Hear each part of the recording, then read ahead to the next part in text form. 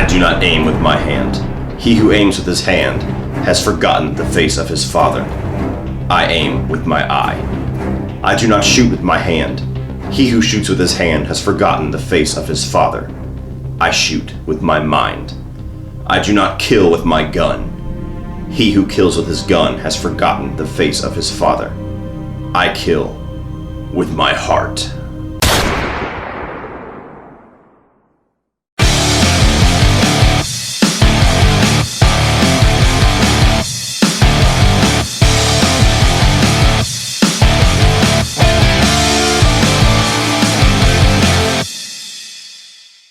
So The Dark Tower is the long-awaited film adaptation of the series of Stephen King novels. It tells the story of a young boy who has visions and dreams of a gunslinger, a man in black, and a large dark tower. And the basic setup is that the gunslinger is trying to stop the man in black from destroying the Dark Tower, because if the Dark Tower falls, darkness and evil will prey upon the entire universe. Now, first and foremost, I have never read any of the Dark Tower novels, so I don't have any knowledge of the previous source material. I knew the basic setup walking into this. I've heard about the novels numerous times, especially on movie chat boards and about news stories coming out that, people are finally going to make a film adaptation of the Dark Tower. It's been tossed around for years, probably more than anything else that Stephen King has done. Stephen King fans have been clamoring for a Dark Tower adaptation more than anything else. The movie really grabbed my attention when I saw that Matthew McConaughey was going to be playing the villain, and then Idris Elba, an actor I'm really starting to grow really fond of, is playing the gunslinger. And just the whole concept of this movie just really sounded interesting to me. Then the first trailer dropped, and it looked like kind of a typical summer action blockbuster movie, and that was not what I was expecting at all, especially from a Stephen King adaptation. But nonetheless, the wait is over. The movie is here. I've seen it.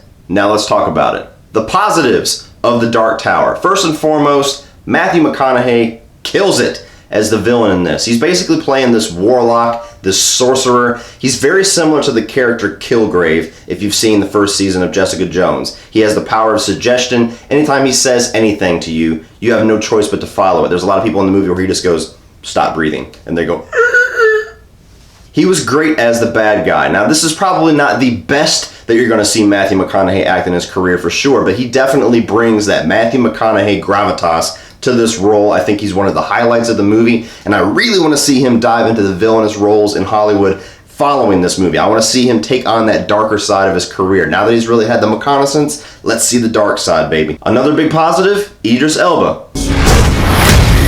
Shocker, the dude is awesome. The dude is pure awesome. He's not nearly as good as Matthew McConaughey in this movie, but it's not his fault. It's honestly just the way that the characters are written. Matthew McConaughey has a lot more to do. He has a lot more to have fun with. But Idris Elba as this hero, the gunslinger, he's a total badass. Not even just in his acting. You've seen the scenes in the trailer when he's loading his revolvers in all these cool, innovative ways. All of those things, the way that he talks, the way that his dialect is, and just how calm and quietly confident this guy is. It's just this total Idris Elba persona brought to this role. This guy would be born to play a role like James Bond. I know that's been tossed around a lot. This movie proves that if you gave him a role like that, he would kill it. And as the main hero and the side protagonist of the movie, he did really, really good with carrying the weight of a lot of the story in this. And the young boy, the character of Jake Chambers, he's pretty much your main protagonist. You're following him from the opening of the movie. He is the spotlight of the story. What do you see?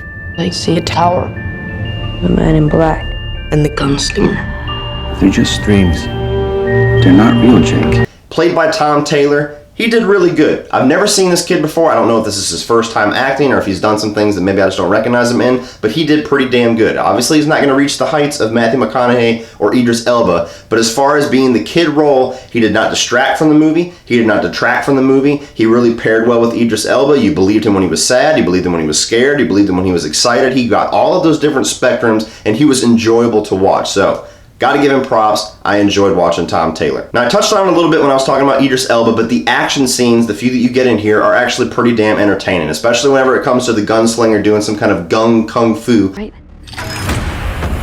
He does really cool with that. There's some monsters that you see in here, even though they were a little bit dark, or at least in my screening, to see kind of the full features of whatever makeup or whatever practical effects they had. The monsters did work pretty well. I thought that the chase scene that we had in the movie, whenever he's running on the rooftops of New York, was actually pretty well choreographed. And ultimately, the movie is not an action movie, but it utilizes the times when you need action scenes pretty well. Probably the coolest scene in the entire movie, which was also in the trailer, was when Jake is being pulled away by one of the demons, or whatever you call them, and then the gunslinger basically just sits and listens and aims the gun with his mind and pops a cap right in that motherfucker's head. Jake! I do not kill with my gun.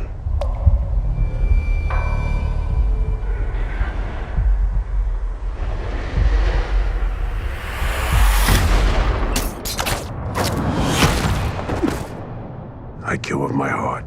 That was a kick-ass scene. Another positive of this movie, which is actually really surprising knowing that the source material came from Stephen King, and like I said, I don't have previous knowledge of the book, so maybe they toned it way down for the movie. It feels like a really accessible movie for a Stephen King novel. I feel like you could bring kids to this movie. I feel like adults will like it. I feel like teenagers will like it. It seems like a story that would appeal to a lot of different age groups. It's not overly gory or extreme. There's definitely some frightening sequences here and there, so kind of know your kids before you let them see this movie, but I feel like it's a really accessible movie, and that was really a big pro and a big surprise for the story of The Dark Tower. And the last huge positive I'm going to give to The Dark Tower was the lore of this movie was fascinating. It just sucks you in immediately. It really interests you in the story. It interests you in this world, kind of the gunslingers, where they came from, their oath, the man in black, where did he come from? What is his agenda to bring down this tower? What the hell built the tower in the first place? So many things really intrigue you and suck you in. And if they decided to make this a franchise, there's enough questions there that would really bud a couple of movies that tell that story and to kind of answer those questions. The tower protects both our worlds. If it falls, hell will be unleashed.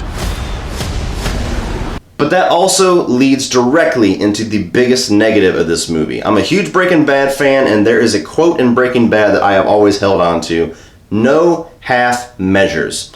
Meaning, if you're gonna go there, go there. Go all the way. Do it. Do not stop halfway. Do not give a little bit of a taste. Do not leave so much lingering. And holy shit, they might even give a quarter measure in The Dark Tower, because all those things I was just talking about were so fascinating. The man in black, the gunslingers, the world, the tower. You don't get explanation. You don't get any kind of diving into that, into the backstories, the past, nothing. They just dip their toe into all those little pieces of lore, give you just enough to get interested, and they don't follow up on any of it. And that's really disappointing, because I'm sure if you read the novels, you get all those questions, but holy shit, there is so much to explore in this story that they just chose to skate right past, and that's not cool. If you're gonna introduce so many interesting and fascinating things in your movie, don't leave so much out of it. Spend time in it, marinate in it, give us reasons to be invested, give us reasons to want more. Don't just dip your toe in it, show us how cool it is, and then just throw it away and don't let us see any more of it. That is horseshit. Which leads me to believe that if you are in fact a huge fan of the Dark Tower book series, you're probably going to be pissed at this movie, because if somebody comes in completely fresh and ignorant to all that material, and the little bit that I get in this makes me feel underwhelmed,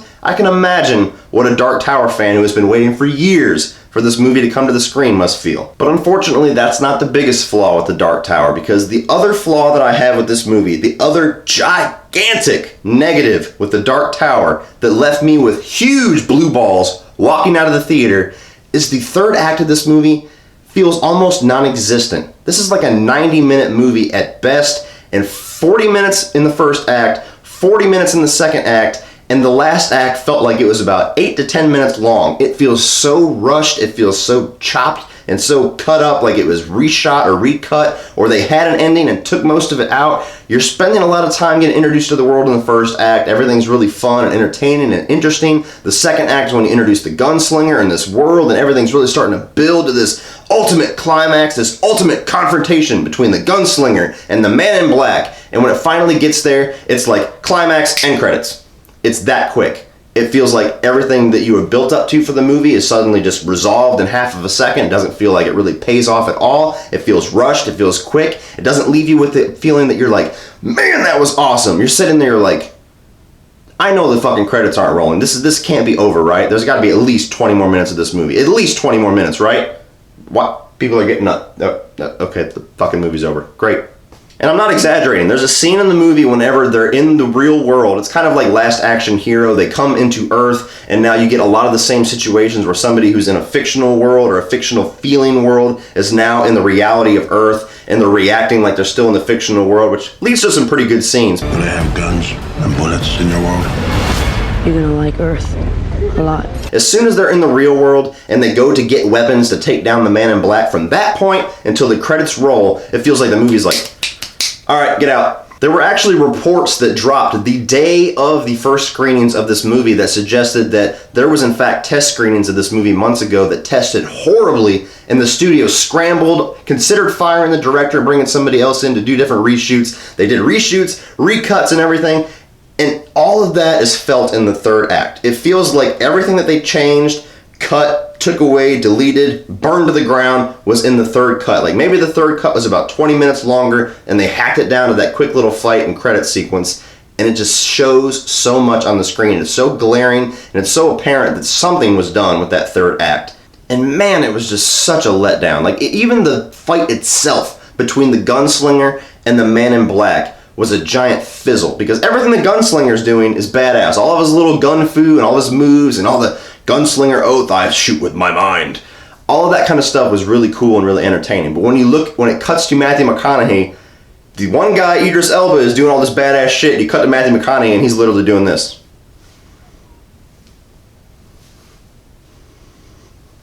And it just looks so ridiculous. It's not really entertaining. I wish they would have found some other way to make the Man in Black fight the gunslinger, because you get there and I was just like, please tell me they got something better than that. Matthew McConaughey was awesome this whole movie, and now he is just moving his hands and shit. What is that? What is that? I do not shoot with my hands. I shoot with my mind. And the biggest crime of all is because of those two gigantic negatives of this movie, because they left so much out, because the movie feels rushed and condensed. I mean, it's like an 88-minute movie that should at least be 2 hours, possibly even 2.5 hours, with all of the stories and all the stuff they could pull from these novels. Because they chose to do this movie that way, I don't see this turning into the franchise they hoped it would. I don't see it continuing on. I don't see all of the books being adapted into their own separate movies. I don't even see them doing a movie where they take it in their own direction, because there's even some debate on whether this movie actually is in fact an adaptation of the first book, or if it's a continuation off of the last book, because there's a lot of time re-looping and everything like that. So all of that stuff added together is the biggest crime, because there's so much potential in this movie. There's so much that is great. There's so much that you just go, oh man, I want to see so much more of that, and I don't think we're going to get it. So gigantic disappointment, gigantic fizzle, gigantic mistake, Sony. Shame on you once again. But with all that being said, guys, this is not, by any stretch of the imagination, the worst time I've had in the theater this summer, even the worst time I've had in the theater this year. It was still an entertaining movie overall. I still enjoyed it for the most part, even though it left me with gigantic blue balls, wanting so much more than they decided to give me. What they did give me still entertained me for the most part. So I still recommend you go see it, but manage your expectations when you walk into this thing, especially if you're a fan of the novel series. Bring your expectations way the fuck down. So if you are interested in checking out The Dark Tower, definitely manage your expectations, be patient, save some money, and check it out on Netflix. So what did you guys think of The Dark Tower? Do you feel like this movie delivered everything that people have been waiting for years for a film adaptation of the beloved book series? Are you in fact a fan of the book series? Especially if you're a fan of that, put your thoughts down below, because I'm real curious on how fans of the book are going to react to this movie. And if you're completely fresh to the material like me, put your thoughts down below too. Did this intrigue you? Did it make you want to go check out the book?